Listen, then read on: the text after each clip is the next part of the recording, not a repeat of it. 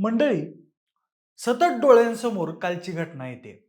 शांततेत आंदोलन करणारे स्टुडंट्स आणि त्यांच्यावर अमानुष लाठीचार्ज करणारे निळ्या रंगीत वेशातले पोलीस.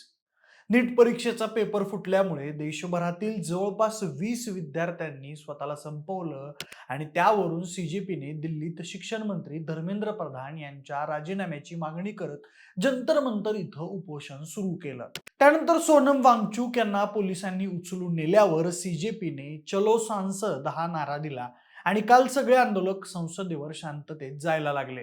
तत्पूर्वीच पोलीस ऍक्शन मोडवर आले आणि जमाव पांगवण्यासाठी त्यांच्यावर लाठीचार्ज सुरू केला. हा लाठीचार्ज इतका भयंकर होता की पोलीस त्या ठिकाणी कायदाच विसरून गेले आणि थेट डोक्यातून रक्त येऊपर्यंत, शरीराची लाही होईपर्यंत विद्यार्थ्यांना आणि आंदोलन करणाऱ्यांना मारत राहिले.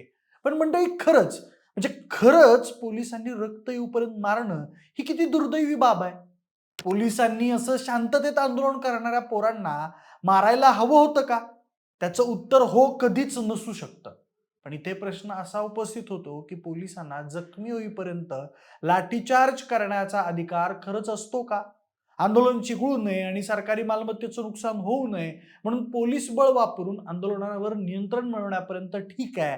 पण आंदोलक कुठल्याही प्रकारची तोडफोड करत नसताना, फक्त त्यांच्या मागण्या मान्य व्हाव्या म्हणून शांततेत आंदोलन करत असताना त्यांच्यावर अशा प्रकारचा अमानुष हल्ला करणं बरोबर आहे का? याबद्दल आपला कायदा काय सांगतो याचीच उत्तरं जाणून घेऊया आजच्या या व्हिडिओमधून. नमस्कार, मी प्रथमेश आणि तुम्ही पाहताय विषयच भारी. म्हणजे आपला देश चालतो तो संविधानावर आणि कायद्यावर. देशात सुव्यवस्था राहावी, कुणावरच अन्याय होऊ नये, तसेच नागरिकांच्या माणूस म्हणून असलेल्या मूलभूत हक्कांवर गदा येऊ नये, या सगळ्यासाठी कायद्यानं एक चौकट ठरवून दिली आहे. पण कालच्या आंदोलनात झालेला पोलिसांचा लाठीचार्ज पाहून ही कायद्याची चौकट फक्त कागदावरच आहे की काय असा प्रश्न निर्माण झाला. भारताच्या संविधानातील कलम 19 नागरिकांना शांततापूर्ण पद्धतीने एकत्र येण्याचा आणि आपलं मत व्यक्त करण्याचा अधिकार देतो. पण हा अधिकार अमर्याद नाही आहे. म्हणजेच आंदोलन हिंसक झालं, त्यातून सार्वजनिक मालमत्तेचं नुकसान झालं किंवा इतरांच्या अधिकारांवर गदा आली तर पोलीस त्या ठिकाणी बळाचा वापर करू शकतात. इथपर्यंत सगळं ठीक आहे. पण अशा वेळी पोलिसांना बळ वापरण्याबाबत काही नियम आणि अटी कायद्यानं घालून दिल्या आहेत. पोलीस आंदोलकांवर पार रक्तबंबाळ होईपर्यंत लाठीचार्ज करतात, तर अशा घटना कायद्याच्या चौकटीत असतात का? की पोलीस स्वतःच कायदा मोडत असतात? अनेकांच्या मनात असा समज असतो की पोलिसांनी एकदा लाठीचार्ज सुरू केला की त्यांना कोणतीही मर्यादा नसते. पण खरंच कायदा पोलिसांना इतके अमर्याद अधिकार देतो का? तर याचं उत्तर म्हणजे भारतात असा एकही कायदा नाही जो पोलिसांना रक्त येईपर्यंत मारा असा अधिकार देतो. पोलिसांना बळ वापरण्याचा अधिकार आहे, पण तो फक्त आवश्यक तेवढाच आणि परिस्थितीनुसारच आहे. जर जमाव पांगवण्याची किंवा हिंसक घटना घडत असेल तरच पोलीस या बळाचा वापर करू शकतात. कायद्याच्या भाषेत त्याला प्रमाणबद्ध बळाचा वापर असं म्हणतात. मग प्रश्न पडतो की पोलीस लाठीचार्ज कधी करू शकतात? समजा मंडळी, एखादं आंदोलन सुरू आहे. सुरुवातीला आंदोलन शांततापूर्ण आहे. लोक घोषणा देत आहेत, हातात पोस्टर्स आहेत आणि आपला विरोध नोंदवत आहेत. अशा वेळी पोलीस लाठीचार्ज करू शकत नाहीत, कारण भारताच्या संविधानानं प्रत्येक नागरिकाला शांततेत आंदोलन करण्याचा अधिकार दिलाय.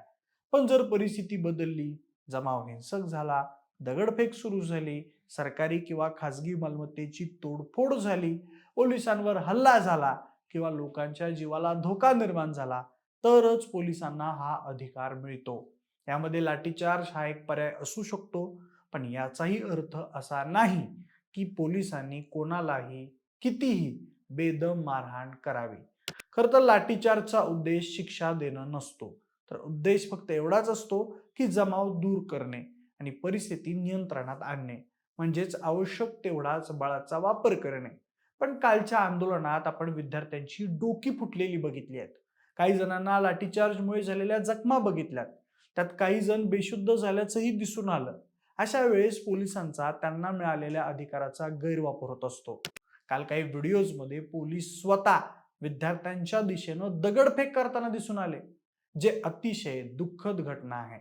पोलिसांना लाठीचार्ज जरी करायचा असेल तरी त्याचेही नियम आहेत. तसं त्यांना प्रशिक्षणही दिलेलं असतं. आंदोलकांचं डोकं, मान किंवा छातीसारख्या संवेदनशील भागावर फटका केल्यास गंभीर दुखापत किंवा मृत्यू होऊ शकतो. त्यामुळे पोलिसांना आंदोलकांच्या गुडघ्याखाली लाठी मारणं फक्त कायदेशीर आहे. आंदोलनातील नागरिकाला वाटत असेल की पोलिसांनी गरजेपेक्षा जास्त बळ वापरलंय, तर त्याच्याकडे अनेक कायदेशीर पर्याय असतात. पहिलं तर आपण डॉक्टरकडे तपासणी करून दुखापतीचं सर्टिफिकेट घ्यायचं. शक्य असल्यास फोटो, व्हिडिओ किंवा प्रत्यक्षदर्शी साक्षीदार यांचे पुरावे जमा करायचे आणि त्यानंतर वरिष्ठ पोलीस अधिकारी, पोलीस तक्रार प्राधिकरण, राज्य किंवा राष्ट्रीय मानवाधिकार आयोग किंवा यांच्याकडे तक्रार तुम्ही करू शकता. पण ही प्रक्रिया वेळखाऊ आणि तक्रारदाराचाच मानसिक छळ करणारी असते. त्यामुळे आपल्याकडे सहसा कोणी हे पाऊल उचलताना दिसत नाही. पण अनेकदा न्यायालयांनी अशा प्रकरणामध्ये चौकशीचे आदेश दिले आहेत. काही प्रकरणांमध्ये संबंधित पोलिसांवर गुन्हेही दाखल झाले आहेत आणि पीडितांना नुकसान भरपाई मिळाली आहे. म्हणजेच पोलीस अधिकारी असला तरी तो कायद्यापेक्षा मोठा नाही. यामुळे दोन गोष्टी एकाच वेळी लक्षात ठेवायला हव्यात. पहिली म्हणजे पोलिसांना कायदा आणि सुव्यवस्था राखण्यासाठी आवश्यक तेवढं बळ वापरण्याचा अधिकार आहे आणि दुसरी म्हणजे त्या अधिकारालाही स्पष्ट मर्यादा आहेत. कायदा पोलिसांना रक्त येईपर्यंत मारण्याचा किंवा सूड उगवण्याचा कोणताही अधिकार देत नाही. लोकशाहीमध्ये कायदा सर्वांसाठी समान असतो. सामान्य नागरिक असो किंवा पोलीस अधिकारी, प्रत्येकानं कायद्याच्या चौकटीत राहूनच वागणं अपेक्षित आहे. म्हणूनच नागरिकांनी आपले अधिकार जाणून घेणं तितकंच गरजेचं आहे. तितकंच पोलिसांनी आपल्या अधिकारांच्या मर्यादा जाणून त्याचं पालन करणे आवश्यक आहे. पण दुर्दैवानं आपल्याकडे असं होताना दिसून येत नाही किंवा कायद्यातले लूपहोल शोधून पळवाटा काढल्या जातात. काल तुम्ही पाहिलंच की पोलिसांनी कशा पद्धतीनं दगड आणि विटा यांचे ट्रक आंदोलनस्थळी आणून ठेवलेले होते. याशिवाय पोलिसांनी काही फुटलेल्या गाड्याही त्या ठिकाणी आणून ठेवल्या होत्या. यातून असाच निष्कर्ष निघतो की आंदोलनकर्त्यांनी सरकारी मालमत्तेचं नुकसान केलं म्हणून आम्ही लाठीचार्ज केला. हा निष्कर्ष या दोन्ही गोष्टींमधून निघतो आणि याच लूपहोलचा फायदा दिल्ली पोलिसांनी घेतला, असं आता कालच्या आंदोलनातून आलेल्या प्रतिक्रियांमधून समजतंय. बाकी मंडळी, तुम्हाला या घटनेबद्दल नेमकं काय वाटतं आम्हाला कमेंट बॉक्समध्ये नक्की सांगा. पोलिसांनी अशा पद्धतीने रक्त येईपर्यंत मारहाण करणं हे कितपत योग्य आहे? तुमची मतं आम्हाला कमेंट बॉक्समध्ये नक्की सांगा. सोबतच आपल्या विशेष भारीच्या YouTube चॅनलला सबस्क्राईब करायला अजिबात विसरू नका. धन्यवाद.